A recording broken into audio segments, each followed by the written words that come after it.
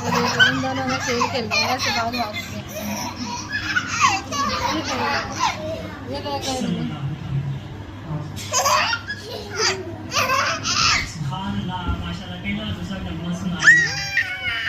अपनी से मिले अपनी माशाल्लाह से जबरदस्त। हाय कर दिया हाय बाय हेलो कर दो, हेलो बाय बाय कर लो अरुण बाय। बाय करो बाय करो बाय अब बड़े माम साहब आगे और हम चलेंगे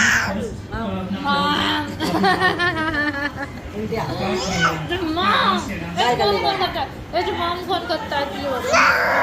माम तो my baby, my baby, this is my baby, my baby, no my baby, no my.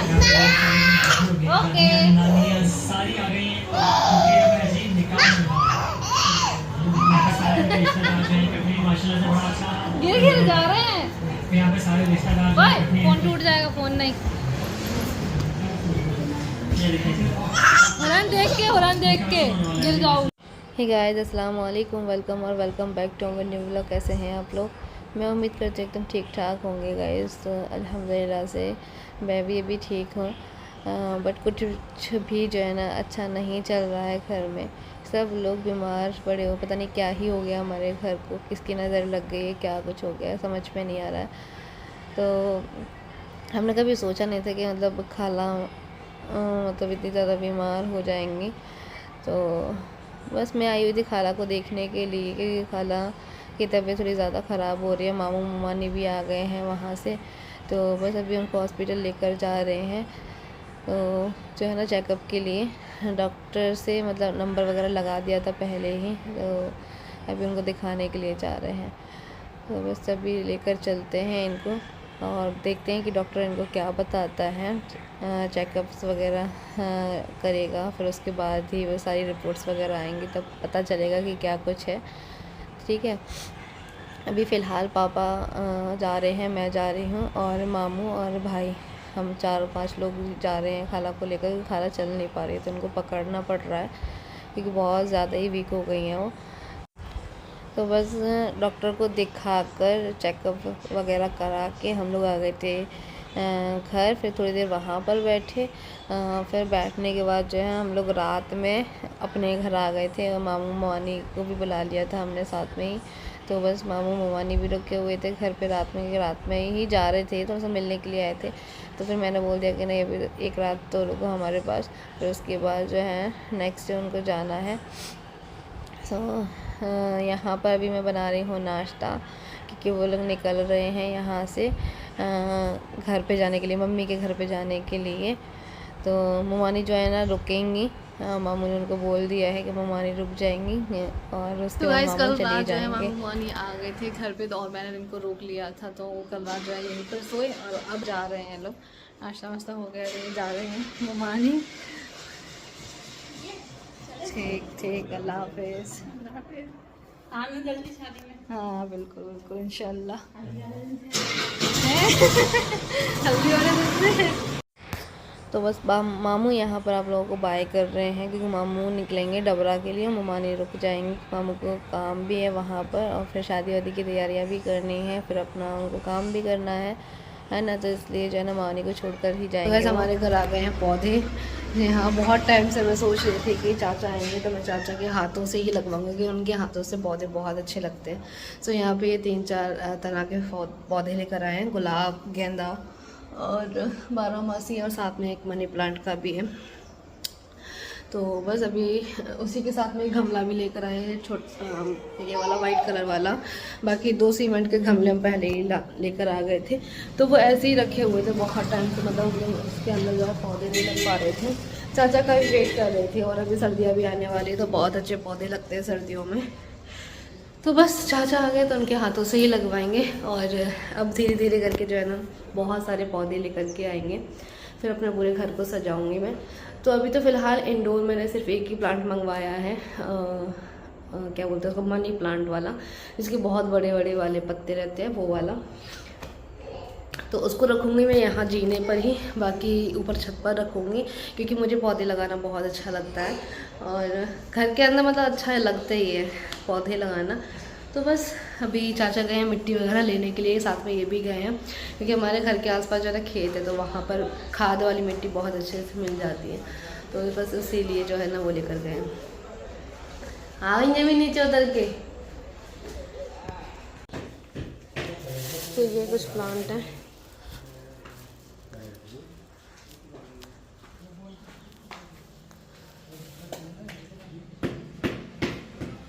चाचा यहाँ पर मिट्टी वगैरह फोड़ रहे हैं, तब तक मैं ये सारे प्लांट जो है यहाँ से उठाकर रख देती हूँ।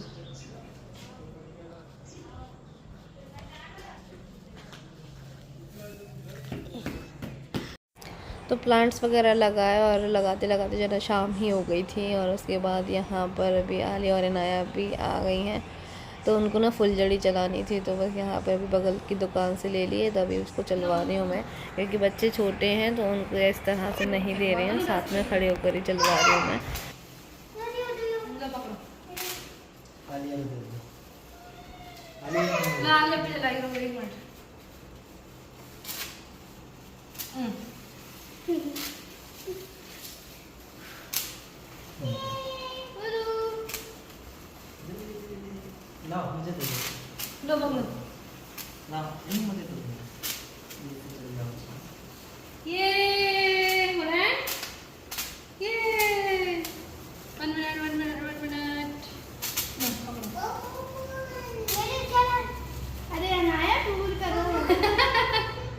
छोटी छोटी हैं,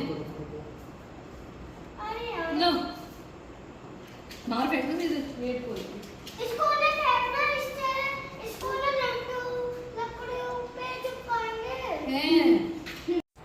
तो अभी हो गया है नेक्स्ट डे मॉर्निंग टाइम। जी हाँ, मैंने सोचा कि सुबह सुबह में ही सबसे पहले ये काम करती हूँ, क्योंकि मैं ना 1-2 दिन से सोच रही हूँ लेकिन मैं कर नहीं पा रही हूँ मैं इसको। तो बस यहाँ पर अभी जो है ना इलायची पाउडर ख़त्म हो गया था, तो वो बनाया है, और उसके बाद यहाँ पर अभी गरम मसाला भी बना रही हूँ। गरम मसाला बिल्कुल थोड़ा सा ही बचा है, तो सोच रही हूँ कि लगे हाथ जो है ना इसको भी बना ही देती हूँ। तो बस यहाँ पर ये सारे मसाले मैंने निकाल लिए हैं, और इसमें मैंने ना फूल का जो चूरा होता है, जो फूल रखे होते हैं ना पुलाव वगैरह में डलते हैं, तो वो क्या है ना थोड़े से मतलब टूट गए थे, जो छाल छाल होती है ना उसकी, वो रह गई थी, तो उसको मैंने जो है ना गरम मसाले में मिला लिया है, क्योंकि वो इतने सॉफ्ट से होते हैं ना, वो उसकी जो है ना छाल ही बन जाती है, तो इसलिए जो है ना उसको मैं गरम मसाले में पीस लेती हूँ, उसको मैं फेंकती नहीं हूँ। और बस यहाँ पर थोड़ा सा मसालों को रोस्ट कर लिया है तवे के ऊपर, थोड़े से पत्ते वगैरह भी लिए हैं मैंने साथ ही में। तो बस इन सबको पीस के अच्छा सा हमारा जो है ना होममेड गरम मसाला बन जाएगा। इसमें सारी ही चीज़ें मिलाई हैं मैंने, तो जो भी जावित्री, दालचीनी, जायफल, तेज़पत्ता, फूल और चीज़ें रहती हैं, जो काली मिर्च, लौंग, सारी चीज़ें इसके अंदर हैं। और एक बार कमेंट भी आया था, जब मैंने पिछली बार गरम मसाला बनाया था तो उसमें जो है ना वीडियो में कमेंट आया था कि आप गरम मसाला कैसे बनाती हो, क्या क्या चीज़ें यूज़ करती हो, तो बस वही मुझे बताना भी था आप लोगों को। तो बस यहाँ पर साथ ही साथ में मैंने आप लोगों को बता भी दिया कि मैं कौन कौन से मसाले लेती हूँ गरम मसाले में, और किस तरह से इसको ग्राइंड करती हूँ ताकि एकदम बारीक पिस जाता है, मुझे छानना नहीं पड़ता है ये। तो मैं ना पहले रोस्ट कर लेती हूँ सारी चीज़ों को, फिर उसके बाद में पीस देती हूँ ठंडा करने के बाद। तो इस तरह से जो है ना गरम मसाला तैयार हो जाता है, इसको छानना नहीं पड़ता। हे गाइस, अस्सलाम वालेकुम। तो मैं यहाँ पर अपने सारे काम वाम करके फ्री बैठी हुई थी, तो मैं कमेंट्स रीड कर रही थी। मैंने एक वीडियो देखा उसमें भी वही कमेंट, दूसरी वीडियो देखा उसमें भी वही कमेंट, ऐसे 4-5 लगातार मैंने वीडियोस देखी अपनी ही, क्योंकि शादी के टाइम की मैंने वीडियोस देखी ही नहीं, क्योंकि मुझे इतना टाइम ही नहीं मिला कि मैं उन वीडियोस को देखूं। ठीक है, अब जाके मैं सारी शादी की जो भी वीडियोस मैंने डाली हैं वो मैं अब जाकर देख रही हूँ, क्योंकि जो वीडियोस वगैरह का काम था ना वो मेरे हस्बैंड का था शादी में। उन्होंने मतलब मैंने सिर्फ शूट किया है, उन्होंने सारी शादी की वीडियोस वगैरह आप लोगों तक पहुंचाई हैं पूरी। तो उसके लिए मैं इनका बहुत ज़्यादा शुक्रिया अदा करती हूँ कि भाई इन्होंने मेरी बहुत ज़्यादा हेल्प करी, और आप लोगों को तक लगातार जो है ना सारी वीडियोस दी हैं।